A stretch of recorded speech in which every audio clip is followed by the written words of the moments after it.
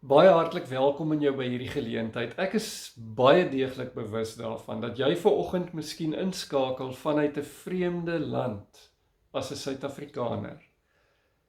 Dalk is jy iewers in die Midde-Ooste vasgekeer en wil ek vir jou sê, ons dink aan jou en ons bid vir jou. Dalk werk jy iewers in Suid-Afrika en jou gesin bly in Oudtshoorn. Mag die Here met jou wees. En dan is jy dalk heel waarskynlik een van ons lidmate. En mag ons gesamentlike teenwoordigheid vanoggend in die Here se teenwoordigheid vir ons tot 'n seën wees. Ek gaan verder vanoggend met jou praat oor ons reis deur Prediker en baie spesifiek oor Prediker 4 vanaf vers 7 tot 5 vers 19. Kom ons bid saam. Hemelse Vader, wat 'n voorreg om in U teenwoordigheid te kom sit. U sê vir ons in Psalm 139, dit maak nie saak of ek en jy in die ooste of die weste is nie, in die noorde of die suide nie, U is daar. U omsluit ons van alle kante en U neem ons in besit. Wat 'n voorreg om so 'n Vader te aanbid. En mag ons teenwoordigheid in hierdie dag, in U teenwoordigheid, vir elkeen van ons tot groot seën strek. Baie dankie dat ons in hierdie oomblikke, in die naam van Koning Jesus, ons Verlosser en Saligmaker kan by mekaar wees. Seën nou ons saam wees. Amen.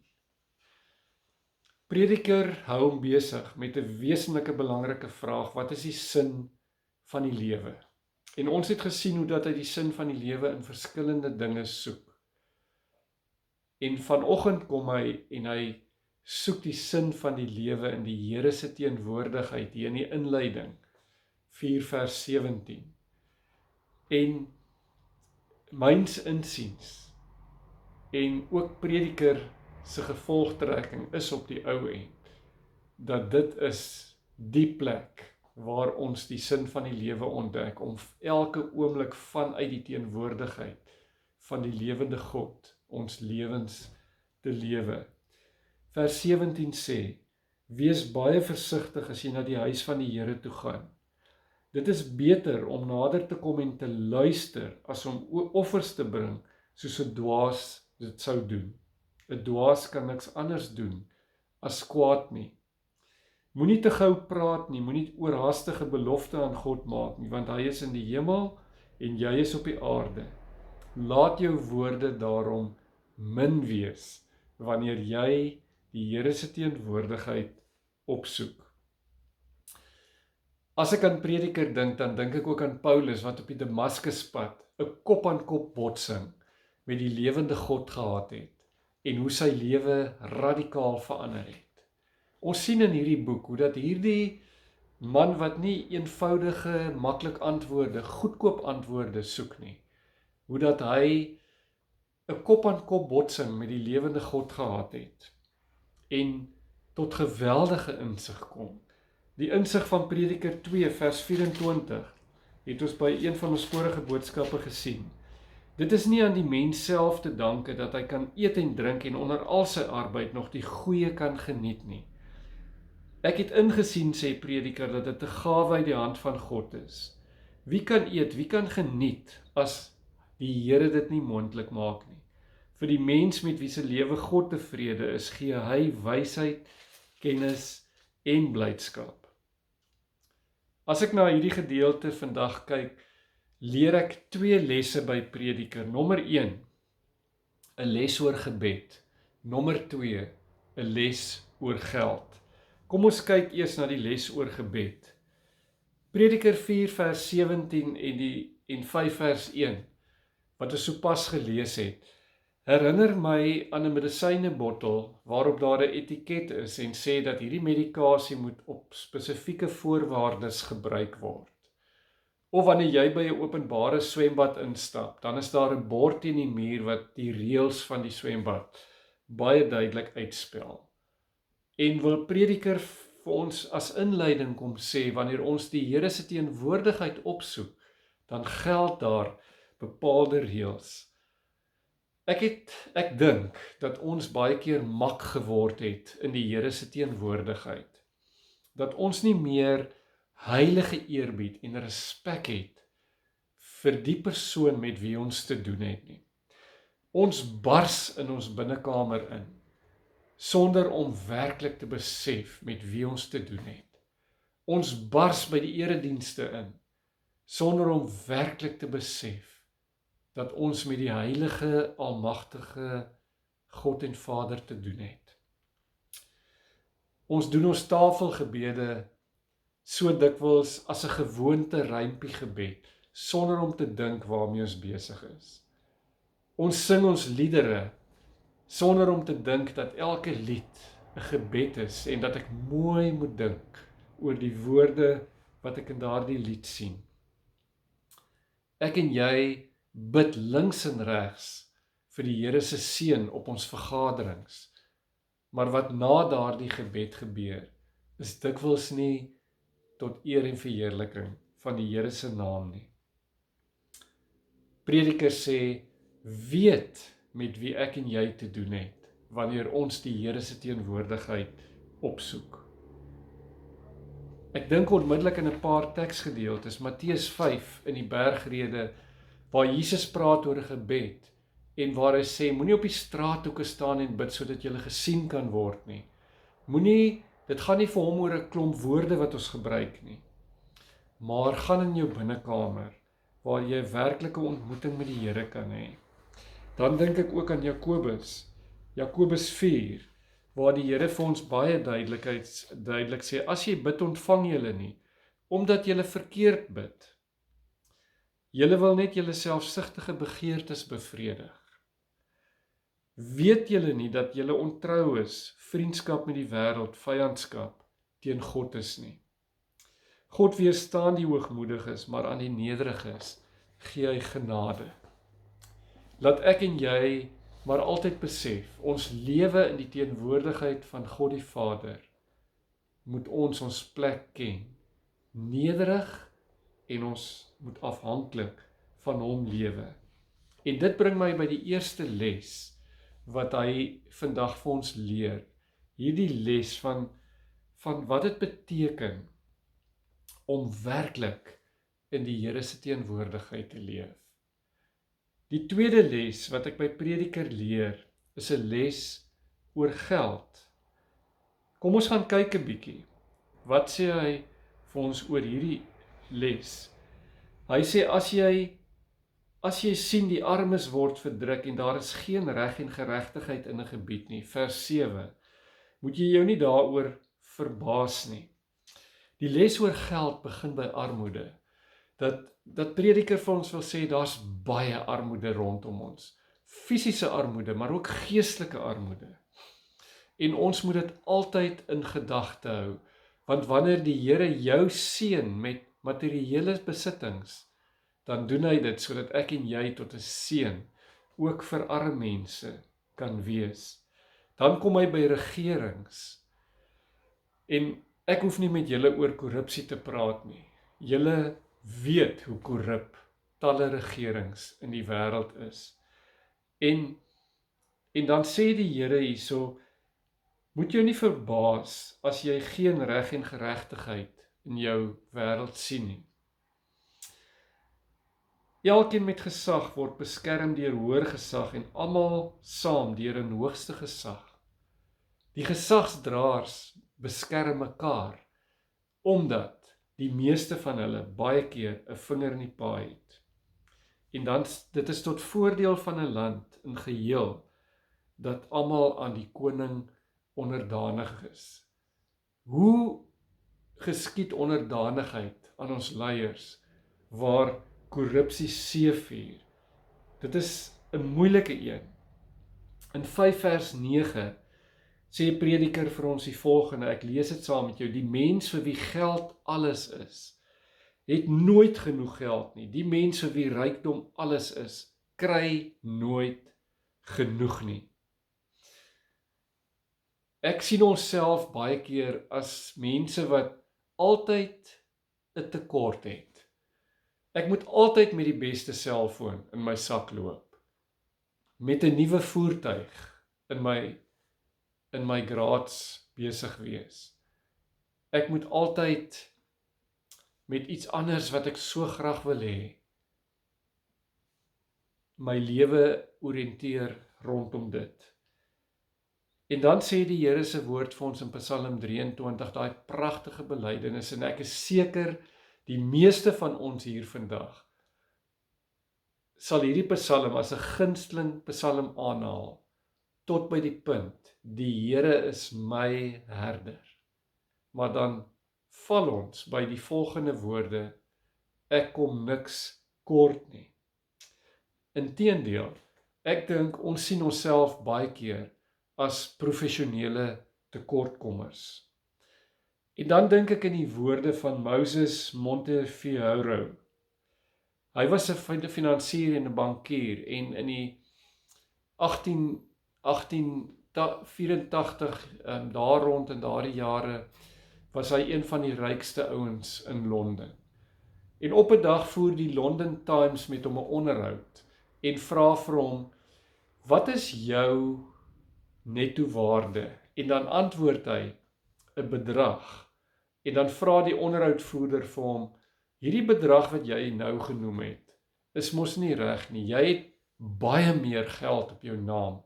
En dan antwoord Moses Montefiore so mooi, dan sê hy, maar ek het net gesê wat my waarde is. En my waarde is daarin, in dit wat ek weggee. En dis die bedrag wat ek genoem het. Pragtige getuienis. My waarde lê in dit wat ek weggee. Ek lees weer vers 9. Die mens vir wie geld alles is, het nooit genoeg geld nie. Die mens vir wie rykdom alles is, kry nooit genoeg nie. Dit laat my dink aan die ryk dwaase gelykenis, waar hierdie ou opgaar en net groter skure bou, en die skure voller maak, en eintlik as 'n ware agteroor gaan sit, en so selftevrede is met al sy besittings.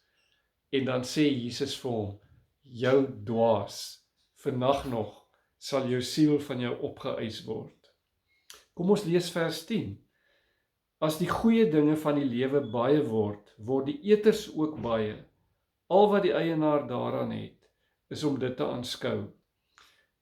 Hoe meer geld en besittings jy het, hoe meer vriende het jy. Maar wanneer jy deur 'n beproewing gaan, dan sien jy dis net mooi weersvriende. Die verlore seun het hierdie vriende geken, en toe hy in die varkhok beland, het hy stoksiel alleen daar gesit, in Lukas 15, en ernstig huis toe verlang. As gelowiges is ek en jy nie immuun daarteen, om ons sin in die lewe te gaan soek, in rykdom en materiële goed nie. En moet dit elke dag my en jou gebed wees, dat die Heilige Gees ons immuun sal maak, om die sin van die lewe in rykdom te soek. 5 vers 11 sê, die slaap van die arbeiders is soet, of hy min eet of baie, maar die oorvloed van die ryke laat hom onrustig slaap. Wanneer ek of jy min het of baie het, en ons weet, dit kom van ons hemelse Vader, en alles wat ek het, behoort aan hom, dan kan ek jou waarborg, dan slaap ons lekker. Maar Prediker sê, as jy as rykdom jou besit, dan slaap jy baie sleg, want dan begin jy bekommernis hê, oor dat jy, dit wat vir jou die belangrikste is, gaan verloor. Daarom praat hy met ons oor 'n wesenlike rentmeesterskap beginsel, dat alles wat ons het, behoort aan die Here, en dis 'n gawe uit sy hand uit, om ook tot 'n seën vir die wêreld te wees. In 5 vers 12 tot 16 sien ons 'n baie slegte ding gebeur met sommige mense, en dit is hartverskeurend. Ek lees dit vir julle, ek het in hierdie wêreld 'n bitter swaar ding gesien, dat 'n man rykdom opgaar en dit vir hom ellende bring. Hy doen verkeerd sake en verloor die rykdom. Hy het intussen die vader van 'n seun geword en die kry dan niks nie. Selfs gaan hy kaal uit die wêreld uit, soos hy daarin gekom het. Ek het baie mense in my lewe gesien wat alles verloor het.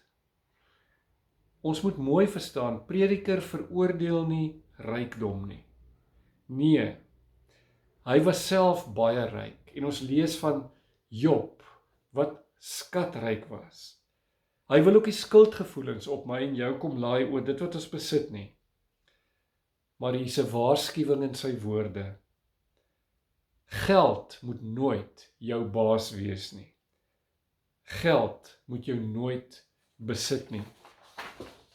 Gaan kyk maar na Jakobus 1 vers 9 en 10 waar die volgende woorde staan.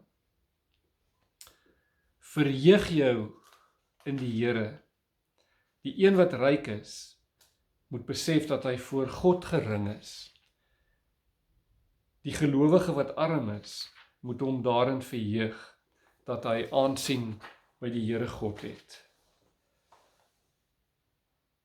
Dis hartverskeurend wanneer jy sien dat iemand wat op 'n stadium baie goed daaraan toe was, wat materiële besittings betref, alles verloor. Iemand wat baie werk verskaf het vir werklose mense. En dit gebeur, sê Prediker, wanneer jy begin oppot en jou identiteit begin soek in dit wat jy besit. En is hier 'n bitterbelangrike beginsel wat hy met ons deel in 5 vers 14 tot 16. As hy die volgende sê, self gaan hy kaal uit die wêreld uit, soos hy daarin gekom het. Hy kan niks met hom saamneem vir al sy inspanning nie. Ek en jy kan letterlik niks saam met ons saamneem in die ewige lewe nie. Daarom is dit so belangrik dat ek en jy nie in tydelike rykdom sal belê nie, maar in skatte in die hemel, hemelse rykdom. Ons kom kaal in die wêreld en ons kan gaan kaal uit. Ek wil graag afsluit. Dan sluit hy weer eens, soos by al die ander boodskappe af, met goeie nuus, vanaf vers 17. 'n gawe van God. Ek het ook gesien wat goed is. Dis aangenaam om te eet en te drink en die lewe te geniet onder al die gesoeg op hierdie wêreld. Dit kom 'n mens toe vir die hele leeftyd wat God hom skenk. God gee aan 'n mens rykdom en besittings en laat hom dit geniet. God laat die mens sy deel ontvang en sy werk met vreugde doen. Dit is 'n gawe van God. So 'n mens dink skaars na oor wat in sy lewe gebeur. So vol is hy van die blydskap van die Here. Ja, Prediker sê vir ons, die lewe waarin ek en jy elke dag onsself bevind, is hard. En moenie laat iemand jou iets anders vertel nie. En hierdie lewe voel party dae dat alles tot niks kom en 'n gejaag na wind is. Maar in hierdie harde lewe is Vader elke dag besig om geskenke uit te deel vir jou en vir my. En hy sê dit in Prediker 5 vers 17 tot 19 wat ons sopas gelees het. Maar hy sê dit ook in ons vorige boodskappe in Prediker 2 vers 24 tot 26, 3 vers 12 tot 13 en vers 22. Gaan lees dit weer rustig deur. Wat is die geheim rondom die sin van die lewe? Om alles wat ons het in die regte perspektief te sien, of dit nou min of baie is. Alles wat ek en jy het, is geskenke uit die Here se hand. En wanneer ek en jy iets uit die Here se hand met dankbaarheid ontvang, dan verander ons perspektief en dan kan ons die lewe en ook die geskenke met vreugde geniet. Mag die Here vir my en vir jou help om met vreugde en wysheid te lewe.